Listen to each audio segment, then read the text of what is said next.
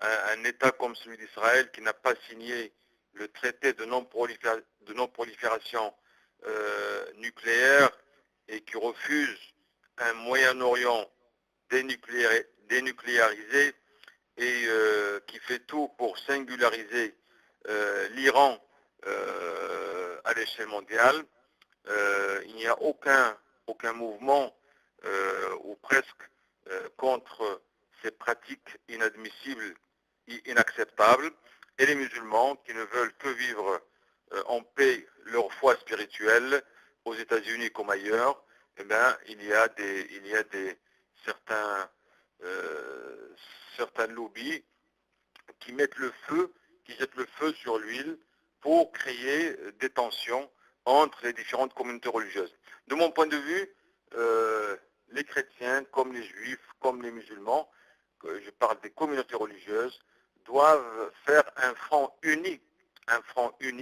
contre le blasphème, contre la profanation, contre toute injure aux grands prophètes, que ce soit Moïse, Jésus-Christ, ou Mohammed, ou les autres prophètes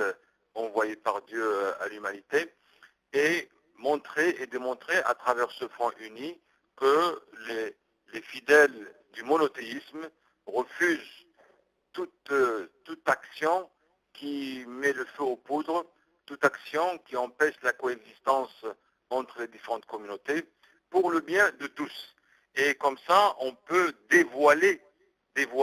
devant l'opinion publique internationale que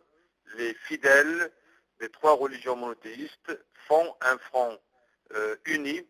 contre ceux qui prônent le blasphème, ceux qui prônent les caricatures insultantes, ceux qui prônent le fait de brûler le Coran. Sont des actes qui me rappellent personnellement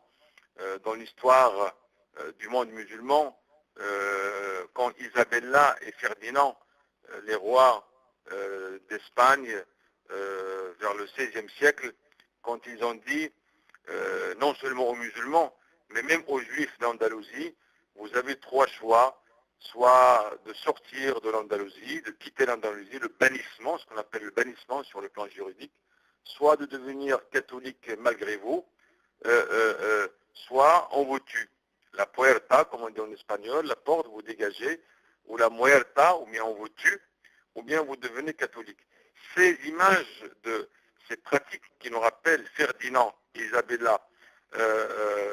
d'Espagne du XVIe siècle doivent être bannies par les chrétiens, les musulmans et les juifs pour que chacun vive sa version du monothéisme dans la paix, la quiétude et la sérénité. Les lobbies qui soutiennent en particulier le sionisme sont, de mon point de vue,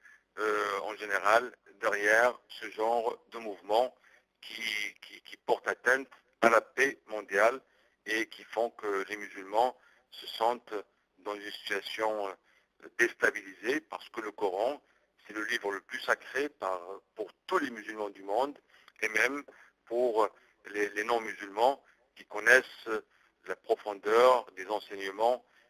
qu'on trouve dans le Coran.